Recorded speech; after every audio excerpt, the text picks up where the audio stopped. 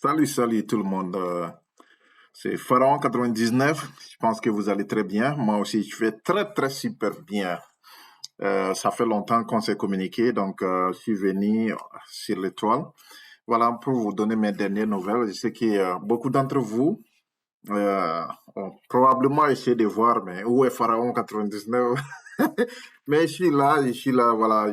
J'avais fait des déplacements dont je vous avais parlé. Donc, j'ai fait un peu le tour du monde et même jusqu'à m'approcher des frontières ukrainiennes, des frontières de l'Ukraine. Parce que souvent, j'aime aller tenter de regarder quand, voilà, c'est tout ce que les médias disent. Est-ce que c'est vrai? Tenter de vérifier certaines choses. Mais bon, c'était un plus grand risque que j'ai pris. Donc, mais c'était pour vous dire que je suis bien arrivé en Afrique. Donc, je suis arrivé hier soir. Donc, je voulais me reposer et puis pouvoir vous donner mes dernières nouvelles. Voilà. Donc, tous les voyages s'est très bien passé. J'ai exploré voilà, les plus belles endroits du monde. Voilà. Et un big up à tous mes frères qui sont des côtés de Floride, à Jacksonville, au niveau de Floride. Voilà. Mais donc, j'ai fait un tour au niveau en Floride. Et pour essayer de voir comment est-ce que les investisseurs, voilà, surtout dans le domaine d'immobilier, comment est-ce qu'ils s'en sortent là-bas. Et puis, dans le domaine aussi import-export, comment est-ce qu'ils s'en sortent. Voilà, puisque je suis en train de voir m'installer aussi en Floride. Et donc, dans certains costs, juste à côté du port, au niveau de Jacksonville. Donc, cette ville que j'ai visitée. J'ai profité faire un petit tour au niveau des Miami Beach, c'est-à-dire, voilà, c'est un endroit hyper, très bien, où quand vous voyez même les, les résidences des gens, mais vous vous disiez que vous êtes dans une autre planète. Donc, c'est comme ça, et c'est comme ça on apprend de la vie. Et comme je vous avais dit, les voyages, c'est essayer de copier ce que vous n'avez pas et aller coller.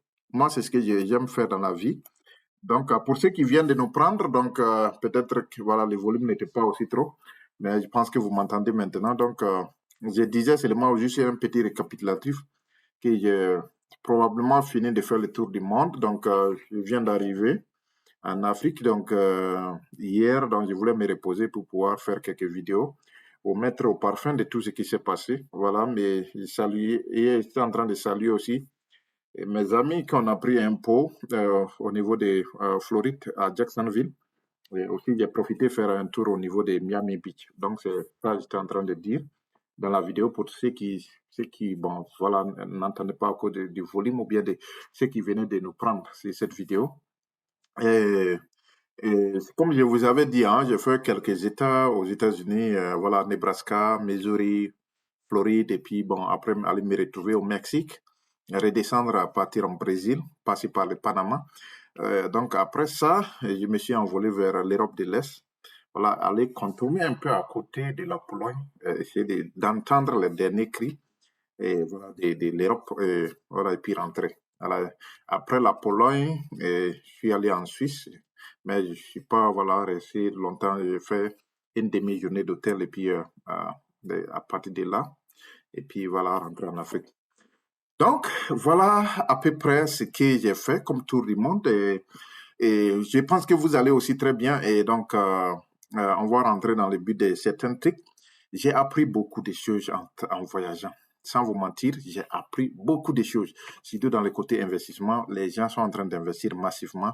Bien vrai qu'il y a eu des derniers événements, bon, la récession économique, ça frappe partout hein, quand vous passez même dans les plus grands pays, bon, dans les grands puissants du monde. Vous arrivez aux États-Unis, vous entendez couramment ce mot récession, récession. Beaucoup de gens parlent de récession où les taux d'intérêt des banques, les taux d'intérêt des crédits bancaires sont devenus très élevés. Donc voilà. Euh, Côté Mexique, je remercie voilà, et quelques amis là-bas que j'ai croisés, malheureusement, qui ne pourront pas me comprendre parce que je parle français. Et donc, leur taco, ils m'ont donné la nourriture qui était très bon. Côté Brésil aussi, un big up. Voilà. Donc, ce que j'ai appris là, c'est que malgré les problèmes économiques, les gens ont un peu une certaine réticence à investir massivement parce que les gens se disent, voilà, quel sera le lendemain, voilà. Et les gens aussi ont peur de la guerre d'Ukraine parce que c'est en train d'affecter, surtout quand je suis arrivé au Brésil, j'ai constaté ça. Voilà, certains denrées alimentaires, certains trucs de base sont très élevés malgré que le Brésil est un pays agricole. Et voilà, mais donc, dans ces trucs-là, ces aspects-là, j'ai un peu voilà, vécu, regardé un peu la vie. Euh, et je suis rentré à la maison en Afrique que j'ai dormi. Mais durant le sommeil, il y a quelques inquiétudes qui étaient là. Donc, ce sont ces inquiétudes-là, j'aimerais vraiment partager avec vous. Euh, il y a ces inquiétudes, sans vous mentir, il y a beaucoup d'inquiétudes. Quand j'ai fait le tour du monde, j'ai compris que en Afrique, ici, on vend nos terres beaucoup. C'est ce côté qui m'a beaucoup venu en tête. Nous vendons beaucoup nos terres à des étrangers, des gens même souvent qu'on ne connaît pas. Souvent, ce sont des zones stratégiques. Ce qui est vraiment dommage, c'est que les gouvernements ne sont pas au contrôle de la chose. Je vous prends un exemple. Aux États-Unis, par exemple, la terre appartient à l'État. Vous pouvez gérer, vous pouvez faire vos trucs, revendre après, voilà. Mais la terre va toujours appartenir à l'État. Je ne sais pas si vous me comprenez, mais en Afrique, nos États ont laissé cette option-là. Chacun peut venir vendre, voilà, vendre ses terrains à des milliers de kilomètres, milliers d'hectares à des individus où l'État même n'est pas au courant. Vous voyez, c'est une inquiétude parce que au fur et à mesure que j'ai compris là, les terres commencent à devenir rares. C'est ce que j'ai vu. Les terres commencent à devenir rares et les zones les plus convoitées aujourd'hui, c'est en Afrique. Et je vais vous dire la vérité. J'ai toujours dit presque dans mes vidéos, j'ai dit le futur va se jouer en Afrique. Mais après ces derniers voyages-là, je vais changer ça. Quand je dis chaque fois le futur va se jouer en Afrique, le futur va se jouer en Afrique, après ces voyages, ce que j'ai appris là a changé ma mentalité, ça a changé tous les données, tous les coordonnées, ça a changé presque toute ma philosophie. Au lieu que je dise que le futur va se jouer en Afrique, je dois maintenant dire que tout est en train de jouer en Afrique. Tout est en train de jouer en Afrique actuellement. Donc, ceux qui sont du côté de la Côte d'Ivoire, ceux qui sont du côté du Cameroun, ceux qui sont du côté de Guinée, ceux qui sont du côté d'où, voilà, et Congo, ceux qui sont du côté Burkina, Mali, Niger, et Tchad, euh, beaucoup de ces pays, bon, Gabon, je vais peut-être oublier beaucoup de pays que j'aime beaucoup, et Centrafrique. Réveillez-vous, mes frères. Il faut que vous vous réveillez. J'ai j'ai constaté, j'ai des frissons. Quand je parle de ça, j'ai des frissons. Le monde est en train de bouger à une vitesse extrême. Le monde est en train de bouger à une vitesse extrême. Et là où ça me fait peur, là où ça me fait mal, c'est la diaspora africaine. Ils ne sont pas conscients que tout en train d'être, tout en train de jouer, actuellement, tout est en train de se jouer en Afrique. La diaspora, puisque la proportion, quand je prends la proportion des investisseurs, ceux qui ont investi massivement en Afrique, la proportion de la diaspora, leur implication dans ces investissements-là, c'est très faible. C'est très minime. Ça veut dire que ces gens-là ne sont pas conscients jusqu'à présent du réel danger qui est là. Ces gens-là ne sont pas conscients du vrai challenge, du vrai combat qui est là. Ces gens ne sont pas conscients. Bon, les gens vont me dire, OK, est-ce que tu... Hey, c'est pour cela que j'aime voyager.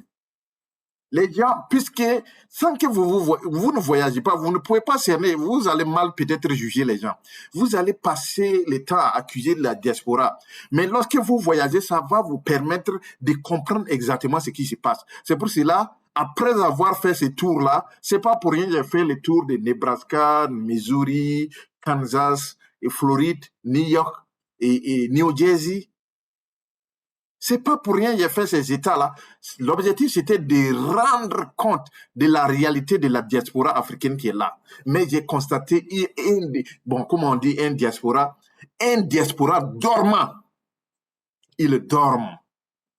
J'ai vu de la diaspora qui dort. J'ai vu de la diaspora qui dort, qui est en train de dormir, qui est en train de sombrer, qui est en train comment on dit ça, ronfler dans le sommeil.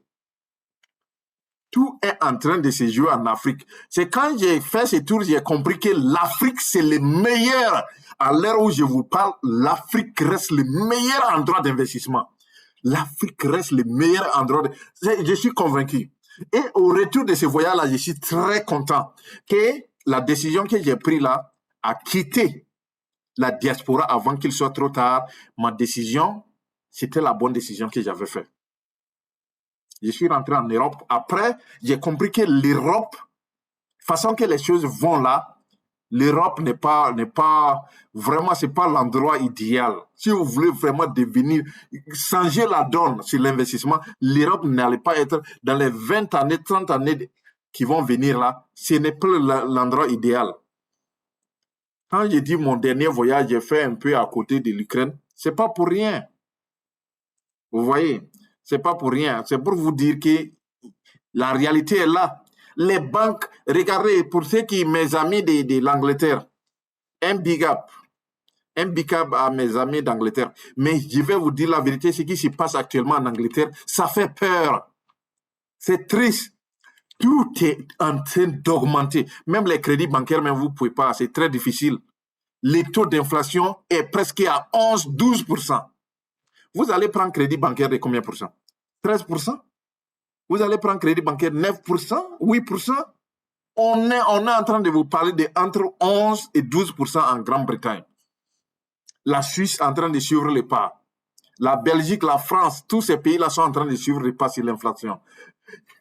Mais regardez dans nos pays africains, ceux qui ont investi 5 ans avant 2023, avant 2022, prenez même 2022, ceux qui ont pu investir 5 ans avant 2022, aujourd'hui, vous êtes des meilleurs investisseurs.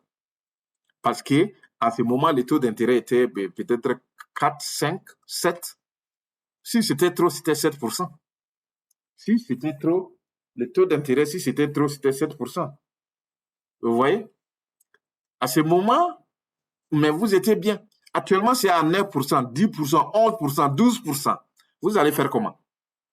Vous allez faire comment?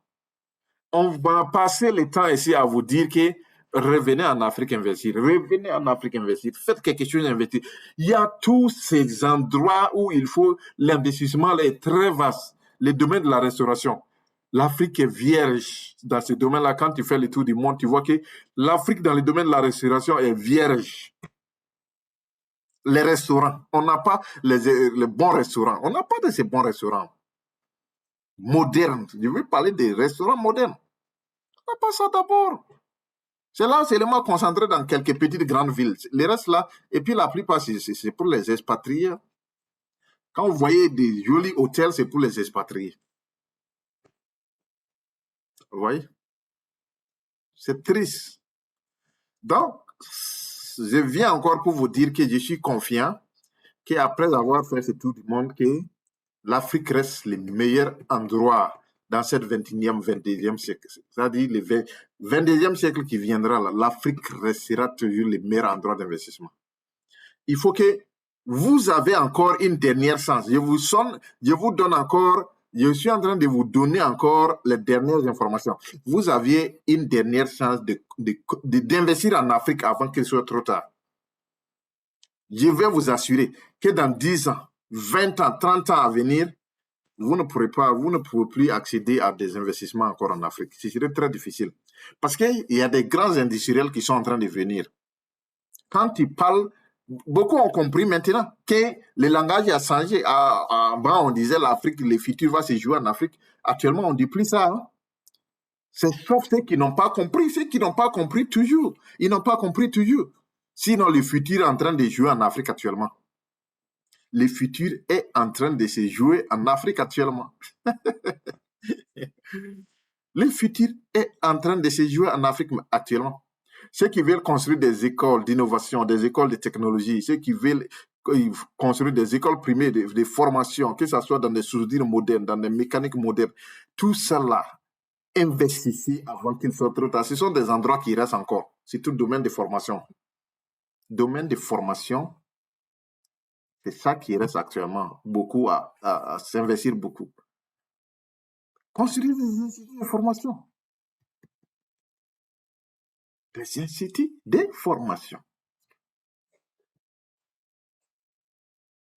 Des hôtels. Des hôtels. Des auberges. Des luxes. Je ne parle pas des jeux. Non. Faites quelque chose de bon. L'agro-business. Investissez dedans. Il y a à manger, les gens ont besoin de manger. La guerre d'Ukraine nous a montré tout. Je pense que la guerre d'Ukraine a révélé l'une des meilleures choses au monde que les Africains peuvent vraiment tirer des leçons. Quand vous voyez tout est cher. Et la fois dernière, j'étais arrivé à Shanghai. Shanghai, c'est une ville de Chine. Donc, où les exportations, en tout cas, la ville est très jolie, où les exportations, import-export est très bon. Je suis arrivé dans une agglomération, c'est une zone industrielle. Donc, j'ai voulu commander des carreaux, comme ce qu'ils appellent les carreaux céramiques là. Et bon, après aussi, j'ai négocié les prix des porcelaines. Les carreaux sont pas chers en Chine. Les porcelaines sont pas chers. Les carreaux de luxe là. Vous savez ce qui est cher? C'est le transport. Les transports même dépassent les prix des carreaux pour envoyer ça dans le port. C'est tout à port d'Abidjan, Lomé, Tema, Takoradi, au Ghana. Les transports dépassent les prix de la marchandise. C'est là que j'ai commencé à comprendre que peut-être que ça m'intéresse d'ouvrir une usine de transformation de carreaux. Puisque j'ai visité les processus. C'est quoi? C'est de la terre, l'argile. Et souvent, c'est des petites roches qu'ils utilisent pour écraser, des roches qui ne sont pas trop dures, ce qu'ils appellent lime, de l'argile. Ça qu'on utilise, fondre ça à une extrême température. C'est ça qu'ils font. Ça qui fait les porcelaines. Grande densité de température. Fondre cette argile. Aujourd'hui, est-ce que nous n'avons pas d'argile en Afrique? Est-ce que nous n'avons pas quelques petites roches en Afrique? On a tout ça là. C'est la volonté. Ce qui manque en Afrique, finalement, moi, je trouve que c'est la volonté. Ce n'est plus. Avant même, je disais, c'était à cause des capitaux d'investissement. Avant, je pensais qu'en Afrique, ce qui nous manque, c'était des capitaux d'investissement. Mais après, j'ai compris que ce n'est pas les capitaux d'investissement qui manquent. C'est la volonté. Les gens ne veulent pas. Ils ne veulent pas réfléchir. Ils ne veulent pas travailler. Ils ne sont pas prêts à fabriquer quelque chose. Les gens veulent juste importer, qu'il y a des produits d'ailleurs. C'est tout. Si quelqu'un me dit que monter une usine de porcelaine, de carreaux, c'est à cause du capital d'investissement, je dis c'est pas vrai. C'est pas vrai. Vous ne connaissez pas la procédure, c'est pour cela. Peut-être après, je vais vous faire une vidéo de la procédure, comment ça ressemble. Vous voyez? Donc, je pense que cette vidéo sera très longue si je continue, mais c'était vraiment très intéressant. C'était très intéressant et vraiment, je vous demande de voyager. Quand je dis voyager, c'est pas obligé d'avoir des moyens. Vous pouvez essayer de sortir de votre pays. Sortez de votre pays un peu. Sortez de votre ville un peu. Un peu comprendre la situation. Commencez par là. Voilà, donc je vous souhaite une bonne journée et bonne soirée à tous et aussi passez une bonne nuit. Et abonnez-vous massivement, partagez cette vidéo pour aider voilà, beaucoup de gens, ceux qui veulent entreprendre en Afrique. Voilà, en global, je vous donne comme potion magique tout ce qui est là comme la dernière information. Donc, excellente journée, bye bye.